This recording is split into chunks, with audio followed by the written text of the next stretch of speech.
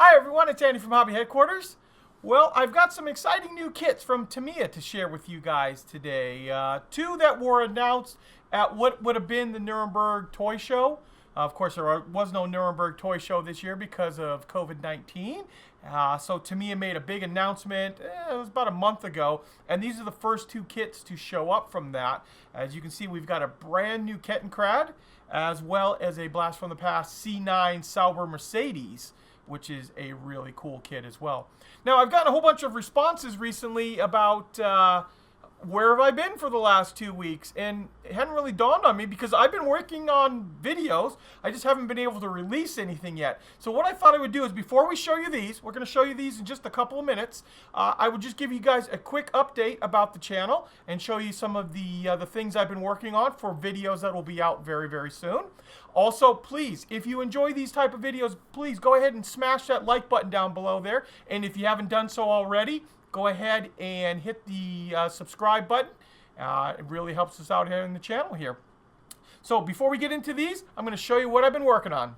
So let's get started.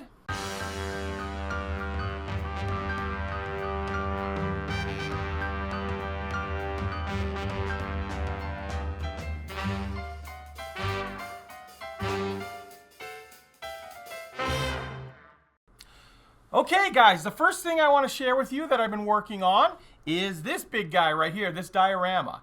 And you guys may remember a couple months ago, I built up the Das Werk 1/72nd scale U9 World War I sub. Here it is right there. Well, Das Werk has come up with a U-boat dry dock to display your piece in right there, or actually any type of 72nd scale ship that's from the 1910s to the 1960s, because they said this similar dry dock was used all during that time period. Now, in this kit, this is just the wooden frame I've got built together so far. It does include all of the scaffolding, ladders like this, the stairways, tons and tons of keel blocks that we have to glue up together, which are going to run the entire bottom of the boat.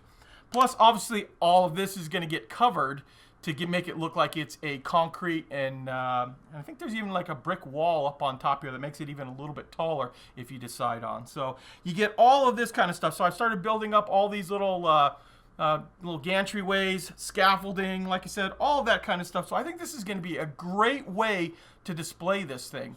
Now, the U-boat is available now in the United States. It's available on our website at andyshhq.com if you want to pick one of them up. It's a fabulous kit.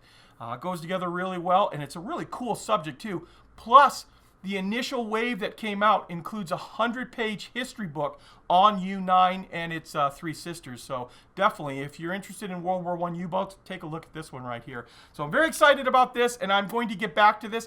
This is an early prototype that they sent me, and all the parts weren't available yet, but they sent me this part so I could get going on it. And the other parts have been shipped and should be here any time now. So I'll get started again on this, and then we'll have a video completely how it goes together and everything real soon. So let's take a look at the next thing I've been working on.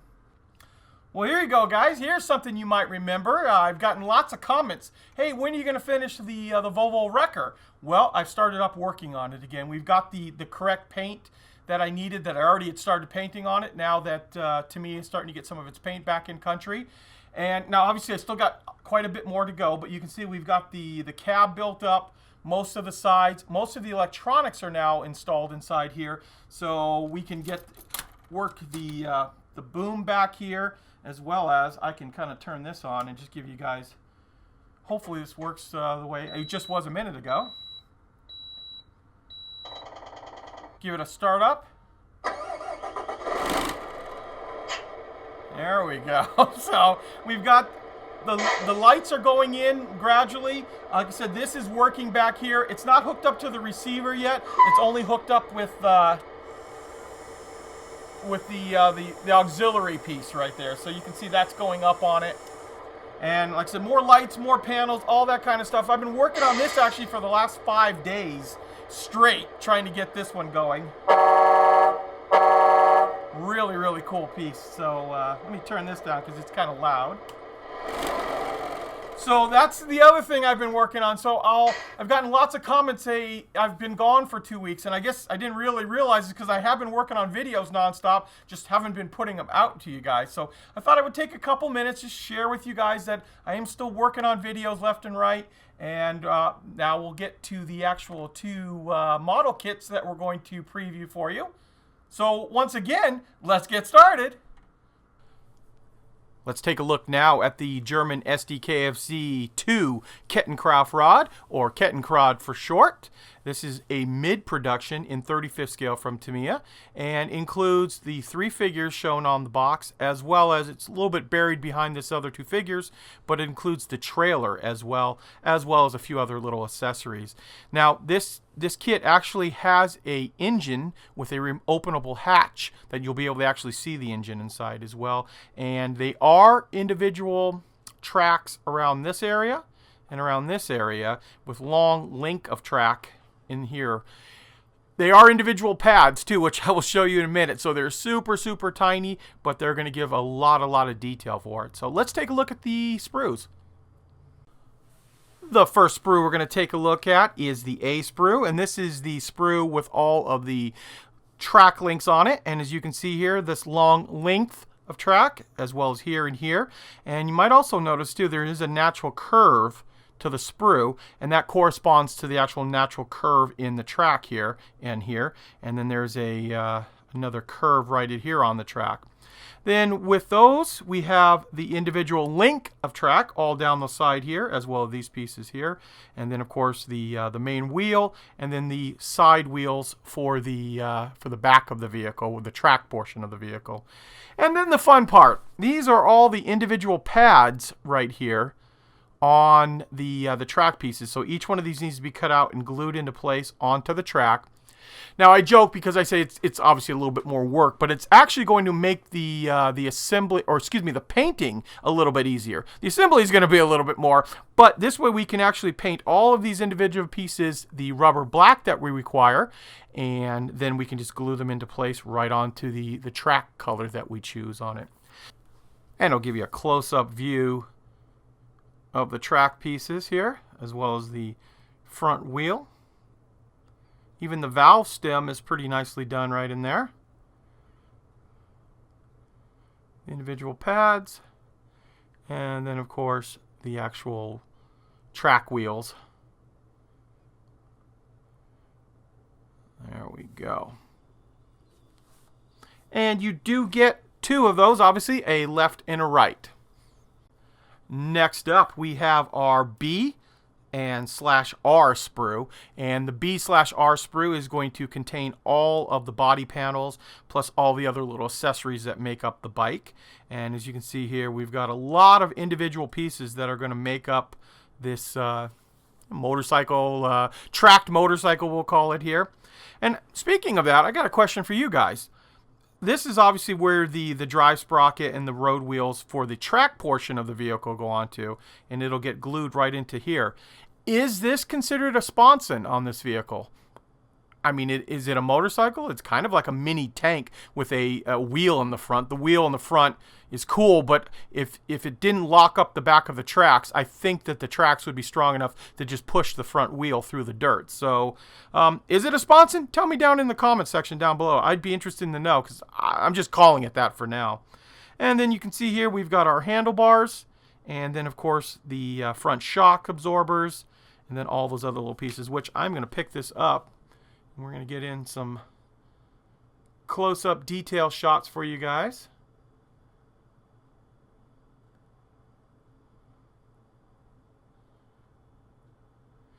And right here, this is the front fender, which is molded in halves. And then there's the back portion of it. And the front gauges.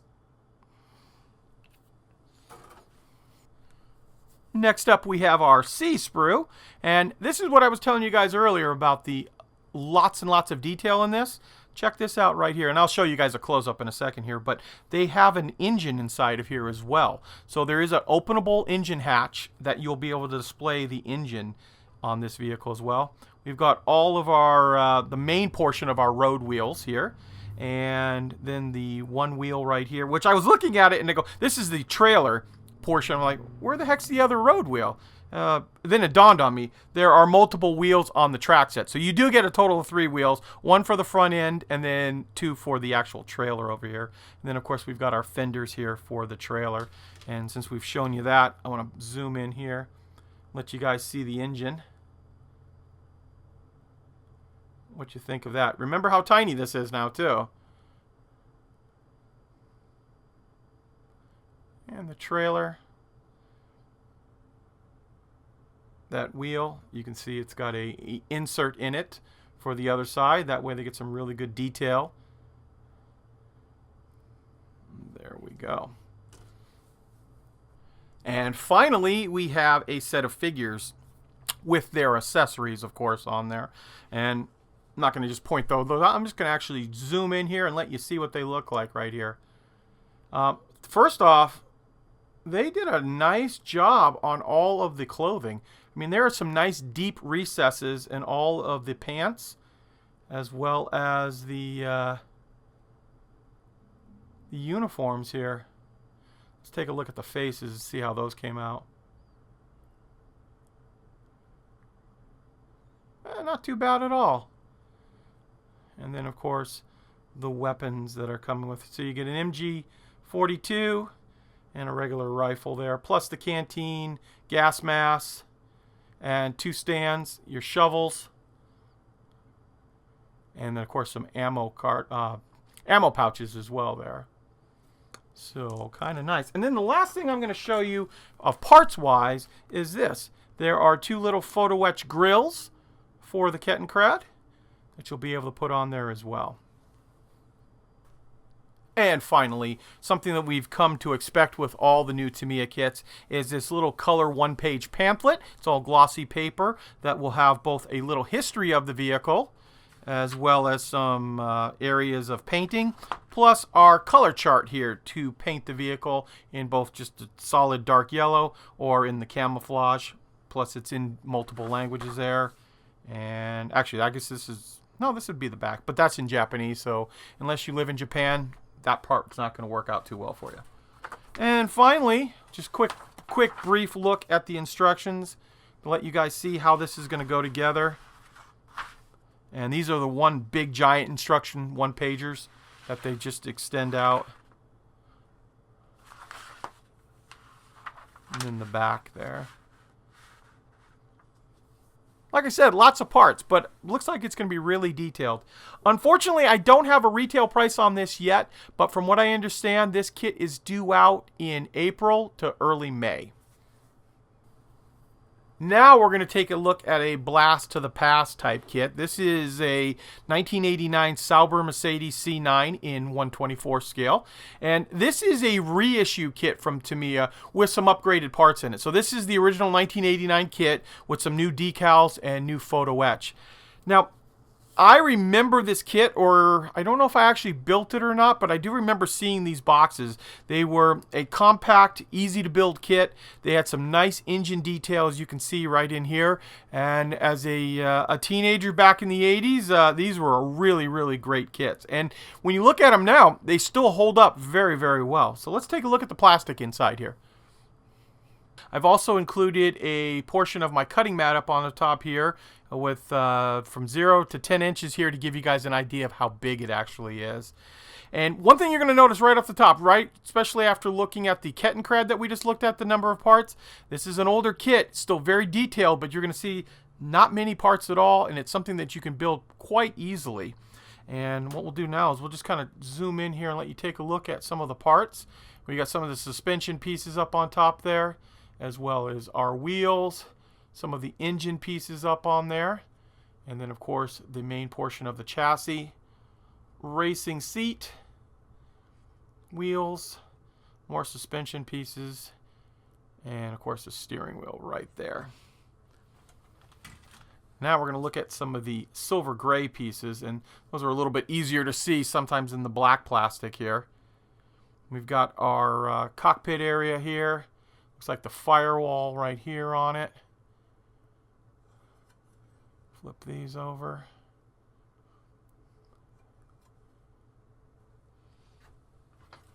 And then we're going to come to the other sprue here. This is the one with the engine in it. And this is what I was talking about earlier with super detailed engine for the time. And, you know, obviously you can add a lot of accessories and stuff on there like they do now.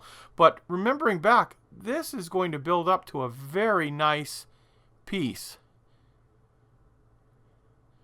There's all of our engine detail. I don't know. I guess I'm just being nostalgic because I used to love building these kits so much, and I thought they were so detailed for the time. And I, like I said, I still think they hold up pretty well. The suspension arms and stuff like that, those look really, really nice. Now, that was the entire kit, because other than the body here, which we have, that is all of the sprues that are going to come inside there. And then we have our body here, which is molded in 2 pieces. And it is molded in a silver gray color that is, based on what the box art looks like, you know, a similar color to what the body is going to get painted. But am I wrong? I mean, these are really, really nice looking kits, and I'm glad that they've reissued them. Oh, I take that back. There was one more sprue. I totally forgot about the glass. There's all of our glass components. The reason I didn't notice it was I left it in the bag because I'm always worried about scratching up my glass. Also take a look at the racing slicks that are inside here. Obviously you get 2 big ones for the back, 2 smaller ones for the front. And when you open up the package, they actually do, they don't smell like a vinyl, they actually smell like real rubber. And I'll also show you the new photo etch. This was definitely not in the 1989 edition, but this is something Tamiya has added this to give it a little extra detail. You can see some parts for the seat belts as well as new grills that they've included as well. And since we showed you the photo etch parts, here are something else that Tamiya has included. These are new seat belts to go inside the kit. You also get some Tamiya masking stickers to do all the windows in. And here are the decals for this kit.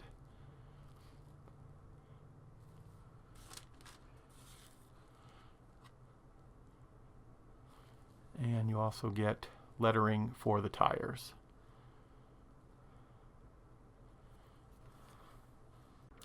Well, there you go, guys. There's a quick preview of the 2 new kits that are coming out from Tamiya, plus a channel update about the things I've been working on. So obviously expect videos on this as well as the dry dock very, very soon. Plus, there is a whole bunch of other new stuff coming out. Some of it's secret, some of it is not, but it is all some really cool stuff. So please go ahead, smash that like button down there if you enjoyed this video, and don't forget to subscribe and ring the bell. That way you'll be notified every time a new video comes out. And some really cool things happening in the upcoming year. Very excited about. So I want to take this opportunity to thank you guys as always for watching, and please stay tuned because we have many more videos coming.